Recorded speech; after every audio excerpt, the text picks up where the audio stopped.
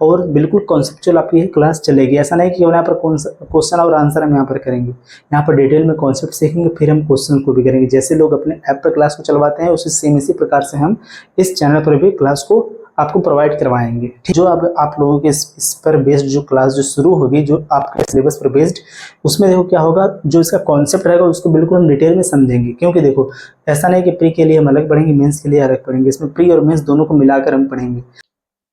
नमस्कार दोस्तों, स्वागत है आप सभी का हमारे YouTube channel Gaurav Kumar math पर।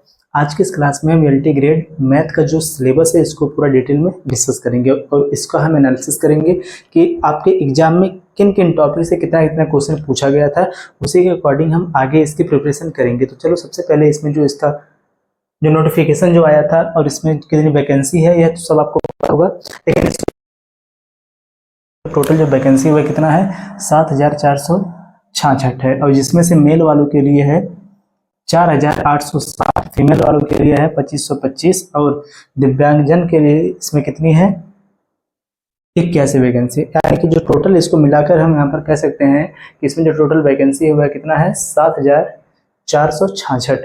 ठीक है, और इसमें जो आपका एग्जाम का जो फॉर्म है कब से फिल हो रहा है, एग्जाम का फॉर्म नहीं, जो आपका इसका जो फॉर्म है ये कब से फिल हो रहा है, या आपका 28 जुलाई से तो फिल हो रहा है, लेकिन इसका जो लास्ट डेट हुआ है 28 अगस्त 2025 तक। तो आप लोगों में से जिन लोग अभी तक एलटी ग्रेड का जो है फॉर्म है फिल नहीं किया, मैं फिल कर दें, क्योंकि देखो इसका जो लास्ट डेट अब आने वाला है। ठीक है, क्योंकि आज आपका है 23 अगस्त, तो कितना दिन बचा है, 6 दिन और बचा हुआ। तो आप लोग इसका जो फॉर्म है इसको फिल कर दो। और इसमें जो एज है आप सबको पता होगा कि मिनिमम तो इसमें 40 वर्ष है। ठीक है, अब चलो देखो जो इसका एग्जाम पैटर्न है, पहले से आप सबको पता होगा कि इसका जो एग्जाम पैटर्न है आपका 2 चरणों में होगा, जिसमें आपका पहला होगा इसका प्री, ठीक है, और दूसरा होगा आपका मेंस।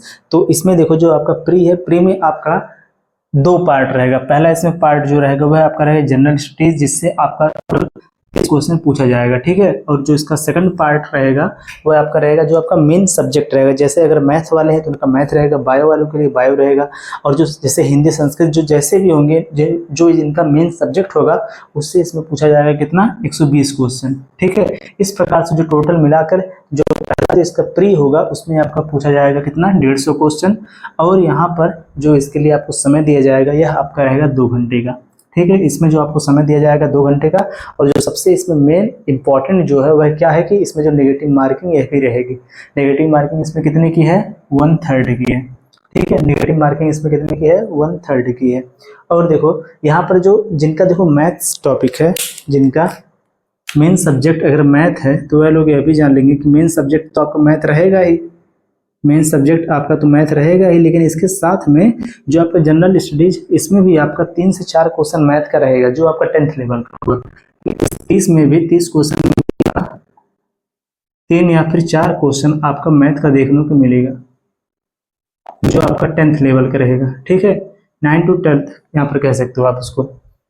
और देखो इसके बाद जब देखो, और जो आपका पहला का जो इसमें प्री है यह आपका क्वालिफाइंग केवल रहेगा। ठीक है, इसका मेरिट से कोई भी लेना देना नहीं रहेगा। जब आप इसको क्वालिफाई कर लोगे तो आपको जो इसका मेंस जो है इसको देने का आपको मौका मिलेगा, और इसी मेंस वाले देखो जो आपका मेंस एग्जाम होगा इसी पर आपकी मेरिट बनेगी और आपका सिलेक्शन प्रोसेस इसी पर रहेगा। तो देखो जो आपका मेंस एग्जाम का पैटर्न है इसमें क्या रहेगा, केवल इसमें आपका मेन सब्जेक्ट रहेगा। मेन सब्जेक्ट जैसे मैथ वालों के लिए मैथ पूछा जाएगा, और जैसे इंग्लिश वाले रहेंगे तो उनका केवल इंग्लिश में रहेगा, और जो यह आपका रहेगा आपका लिखित पेपर होगा। ठीक है, इसमें आपको क्वेश्चन को लिखना होगा।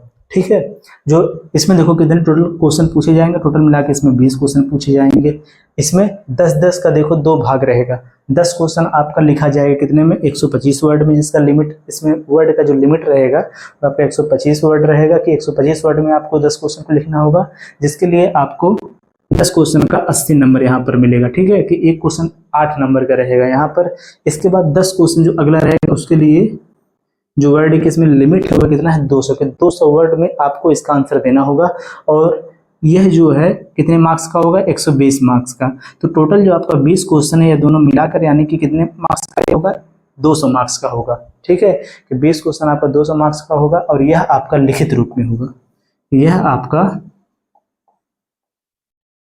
लिखित फॉर्म में होगा। ठीक है, लिखित रूप से यह होगा। और यहाँ पर अगर हम देखो यहाँ पर आपको बताना क्या चाह रहे हैं कि मैथ का जो सिलेबस है इसका एनालिसिस करेंगे, इसमें किन किन टॉपिक से कितना कितना क्वेश्चन पूछा जाता है इसको इसमें हम डिस्कस करेंगे। तो यहाँ पर जो मेन सब्जेक्ट है इसको हम क्या लेके चलेंगे, मैथ। ठीक है, यहाँ पर केवल हम मैथ के बारे में ही जानेंगे। देखो अब सबसे पहले यहाँ पर हम यह जानेंगे कि जो मैथ्स में आपका 9th 10th या फिर 11th 12th या फिर ग्रेजुएशन, इन सब में से कितना कितना परसेंट किन किन का जो वेटेज है इसको हम इसमें जानेंगे। ठीक है, तो सबसे पहले चलो हम उस पर चलते हैं डायरेक्ट। चलिए यहाँ पर हम देख लेते हैं कि इसमें जो मैथ्स आपका टॉपिक है कि जिनका मेन सब्जेक्ट मैथ रहेगा, मैथ्स, इनका यहाँ पर चाहे वह 9th 10 हो, 9 to 10th हो, या फिर 11th to 12th हो, या फिर ग्रेजुएशन हो। ठीक है, या फिर ग्रेजुएशन हो, तो ग्रेजुएशन और 9 to 10th 11 to 12th जो है, इनसे आपका इसमें कितना कितना वेटेज रहेगा, कितने कितने परसेंट का, इसको हम यहाँ पर जानेंगे। कि देखो टोटल तो आपका जो यहाँ पर यह तो रहेगा 100% का, लेकिन 100% जो नंबर ऑफ क्वेश्चन से कितना परसेंट पूछा जाता है उसको यहाँ पर अगर हम देखें तो यहाँ पर जो 9 to 10th है तो यहाँ पर इससे लगभग आपका 10% आपका क्वेश्चन यहाँ से आएगा। ठीक है, 9 और 10 का जो आपका सिलेबस है इससे आपका लगभग 10% आपका यहाँ से क्वेश्चन पूछा जाएगा। अब इसके बाद जो आपका 11 से 12 जो है, 11-12 का जो आपका सिलेबस है इससे आपका टोटल 80% यहाँ पर आपका सिलेबस रहेगा कि इससे आपका इतना क्वेश्चन पूछा जाएगा 80% तक, और ग्रेजुएशन से भी आपका रहेगा कितना, टोटल 10% क्वेश्चन। ठीक है, तो यही देखो यहाँ पर इन तीनों का वेटेज है कि 9, 10, 11, 12 और ग्रेजुएशन का जो यहाँ पर वेटेज है वो कितना है, 9, 10 से आपका लगभग टोटल का आपका 10% क्वेश्चन पूछा जाएगा, और यहाँ पर जो आपका 11 और 12 है इससे आपका 80% तक का क्वेश्चन इसी से आएगा, और ग्रेजुएशन से लगभग आपका 10% आएगा। ठीक है, 10% आएगा।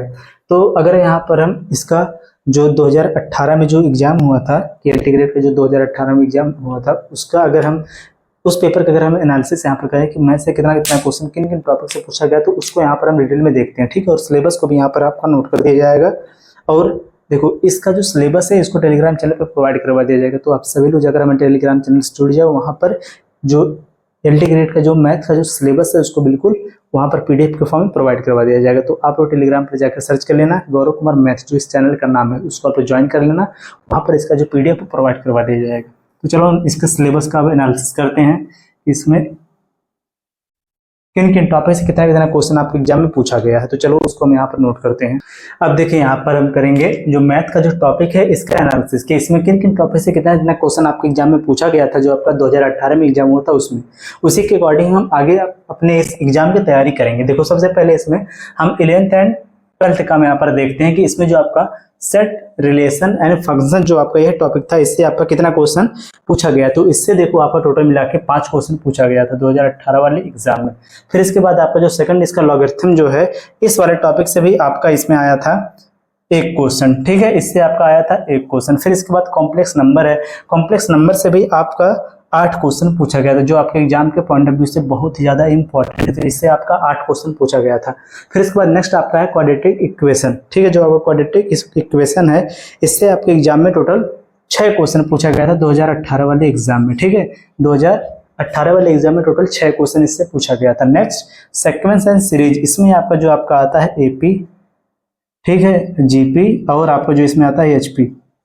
ठीक है, इससे भी आपके एग्जाम में क्वेश्चन इसमें कितना पूछा गया था, टोटल मिला के 9 क्वेश्चन पूछा गया था। ठीक है, टोटल मिला के इस टॉपिक से 9 क्वेश्चन पूछा गया था। इसके बाद permutation and combination, permutation combination से आपके एग्जाम में एक भी क्वेश्चन है देखने को मिला था 2018 वाले एग्जाम में। ठीक है, जिसको हम यहाँ पर 0 लिख लेंगे। और इसके बाद आगे इसमें दिया जो कि प्रिंसिपल ऑफ मैथमेटिकल इंडक्शन, इससे भी आपका कोई क्वेश्चन नहीं पूछा गया था। फिर नेक्स्ट आपका इसमें बाइनोमियल थ्योरम, जो बाइनोमियल थ्योरम है, इससे आपके एग्जाम में 2 क्वेश्चन देखने को मिला था जो आपका 2018 वाला हुआ था इसमें। और जो आगे आपका मैट्रिक्स एंड डिटर्मिनेंट, यह आपका बहुत ही इंपॉर्टेंट टॉपिक है। ठीक है, इन दोनों से मिलाकर आपका टोटल 9 क्वेश्चन देखने को मिला था। नेक्स्ट आपका इसमें है ट्रिग्नोमेट्रिक फंक्शंस, जो आपका ट्रिग्नोमेट्रिक फंक्शंस है, इससे आपका 2 क्वेश्चन। और जो आपका सॉल्यूशन ऑफ ट्राइंगल्स जो है इससे आपका एक भी क्वेश्चन नहीं पूछा गया, तो 0 इसको लिख लेंगे। तो यहाँ पर देखो आप यहाँ पर क्या देख लेंगे, सेट एंड रिलेशन फंक्शन से 5 क्वेश्चन, लॉगरिथम से 1 क्वेश्चन, कॉम्प्लेक्स नंबर से 8 क्वेश्चन, क्वाड्रेटिक इक्वेशन से आपका 6 क्वेश्चन, सीक्वेंस एंड सीरीज से 9 क्वेश्चन, परम्यूटेशन कॉम्बिनेशन से क्वेश्चन आपको एक भी नहीं आया था, प्रिंसिपल ऑफ मैथमेटिकल इंडक्शन से 0 और बाइनोमियल थ्योरम से आपका 2, मैट्रिक्स एंड डिटरमिनेंट से आपका 9 क्वेश्चन और ट्रिग्नोमेट्रिक फंक्शन से आपका 2 क्वेश्चन पूछा गया था, जो यहाँ पर यह टॉपिक दिया है। इसके बाद आगे आपका है हाइट एंड डिस्टेंस। जो आपका हाइट एंड डिस्टेंस टॉपिक है, इससे आपके एग्जाम में एक भी क्वेश्चन है देखने को मिला था, ठीक है। हाइट एंड डिस्टेंस से एक भी नहीं, और इनवर्स ट्रिग्नोमेट्रिक फंक्शन, जो आपका इनवर्स ट्रिग्नोमेट्रिक फंक्शन है, इससे भी आपके एग्जाम में एक भी क्वेश्चन नहीं आया था। फिर आगे जिसमें दिया है द पॉइंट्स, जो इससे भी आपके एग्जाम में कोई भी क्वेश्चन नहीं मिला था, कोई भी नहीं, 0 क्वेश्चन नहीं पूछा गया था। लेकिन जो आपका यहाँ पर स्ट्रेट लाइन है, इससे आपके एग्जाम में 2 क्वेश्चन पूछा गया था, ठीक है, इससे 2 क्वेश्चन पूछा गया था इस वाले टॉपिक से। फिर इसके बाद यहाँ पर है देखो कोनिक सेक्शन, पैराबोला, एलिप्स और हाइपरबोला, जो यह सब अलग अलग टॉपिक, लेकिन इनको हम एक साथ पढ़ेंगे। तो यहाँ पर देखो जो यह है, इन टॉपिक से आपके एग्जाम में कितना क्वेश्चन पूछा गया था इससे, जो आपका यह दिया है, देखो इससे एक भी क्वेश्चन नहीं आया था, लेकिन फिर भी इसको भी हम पढ़ेंगे, ठीक है। इससे एक भी क्वेश्चन नहीं दिया था कि जो आपका कोनिक सेक्शन, पैराबोला, एलिप्स और हाइपरबोला, इससे आपके एग्जाम में कोई भी क्वेश्चन नहीं मिला था देखने को। लेकिन जो आपका यह वाला टॉपिक है, लिमिट्स, कंटिन्यूटी एंड डिफरेंशियबिलिटी, यह आपका बहुत ही इंपॉर्टेंट टॉपिक है। क्यों? क्योंकि इससे आपके एग्जाम में टोटल मिला के 10 क्वेश्चन इससे पूछा गया था, टोटल 10 क्वेश्चन। अब इसके बाद जो आपका अगला है यहाँ पर है एप्लीकेशन ऑफ डेरिवेटिव्स। इसमें आपका देखो कई टॉपिक है, application of derivatives, maxima and minima, इसके बाद tangent and normal, increasing and decreasing. इससे आपको एग्जाम में कितना क्वेश्चन देखने को मिला था, टोटल मिला के 3 क्वेश्चन, ठीक है। इस वाले टॉपिक से में टोटल मिलाकर कितने क्वेश्चन आपको देखने को मिले थे, 3। और इसमें कितना टॉपिक है, देखो मैक्सिमा एंड मिनिमा, यह भी है, टेंजेंट एंड नॉर्मल, इसके बाद आपका है इंक्रीजिंग एंड डिक्रीजिंग, और एप्लीकेशन ऑफ डेरिवेटिव्स से तो है। तो इससे आपका 3 क्वेश्चन देखने को मिला था। नेक्स्ट आपका इसमें है इंडेफिनिट इंटीग्रेशन, देखो indefinite integration and definite integration. इससे आपके एग्जाम में टोटल, इससे आपके एग्जाम में कितना क्वेश्चन पूछा गया था, 5 क्वेश्चन। देखो इससे आपके एग्जाम में कितना क्वेश्चन, 5 क्वेश्चन पूछा गया था।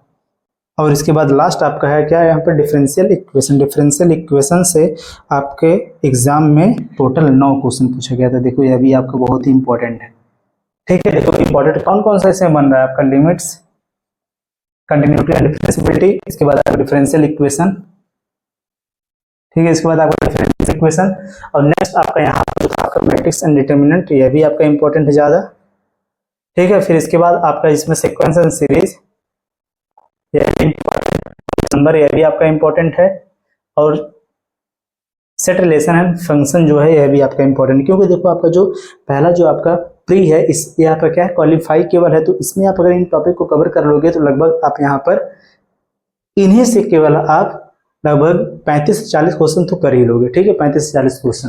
अब नेक्स्ट चलो देखो जो अगला इसमें और भी है, चलो देखो यहाँ पर अब जो अगला आपका है, यह आपका है वेक्टर। जो आपका वेक्टर है, वेक्टर से आपको टोटल कितना क्वेश्चन देखने को मिला था, जो आपका वेक्टर है, वेक्टर से आपके एग्जाम में टोटल 5 क्वेश्चन देखने को मिला था, ठीक है। वेक्टर से आपके एग्जाम में टोटल 5 क्वेश्चन देखने को मिला था। फिर नेक्स्ट आपका यहाँ पर है 3D प्लेन, स्ट्रेट लाइन, और इसके बाद स्फीयर, ठीक है। इससे आपके एग्जाम में 6 क्वेश्चन देखने को मिला था। इससे आपके एग्जाम में 6 क्वेश्चन देखने को मिला था, जो आपका स्फीयर, स्ट्रेट लाइन, और आपका इसमें 3D और प्लेन भी, इसमें प्लेन इसमें है कि नहीं, plane, 3D plane, straight line और स्फीयर। और नेक्स्ट आपका इसमें है स्टैटिस्टिक। इससे आपका जो आपका इसमें होता है मीन, मॉड, मीडियन। इससे भी आपके एग्जाम में 2 क्वेश्चन देखने को मिला था, ठीक है। इससे भी आपके एग्जाम में 2 क्वेश्चन देखने को मिला था। नेक्स्ट आपका प्रोबेबिलिटी, जो आपकी प्रोबेबिलिटी है, इससे आपके एग्जाम में 3 क्वेश्चन देखने को मिला था, ठीक है। इससे 3 क्वेश्चन पूछा गया था। एप्लीकेशन ऑफ इंटीग्रेशन, जिसमें आपका एरिया अंडर द कर्व था, इससे 2 क्वेश्चन, ठीक है, आया था 2 क्वेश्चन। और सर्कल से आपके एग्जाम में केवल 1 क्वेश्चन। और नेक्स्ट आपका जो आपका लीनियर इनइक्वालिटीज है, लीनियर इनइक्वालिटीज, इससे 2 क्वेश्चन पूछा गया था, ठीक है। अब इसके बाद ये तो देखो आपका हो गया 11th और 12th वाला।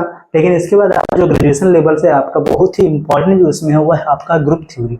और ग्रुप थ्योरी में इसमें कई, इसमें देखो ढेर सारे टॉपिक्स हैं, तो इससे आपका 7 क्वेश्चन पूछा गया था ग्रुप थ्योरी से। इसके बाद नेक्स्ट आपका आता है लीनियर अलजेब्रा।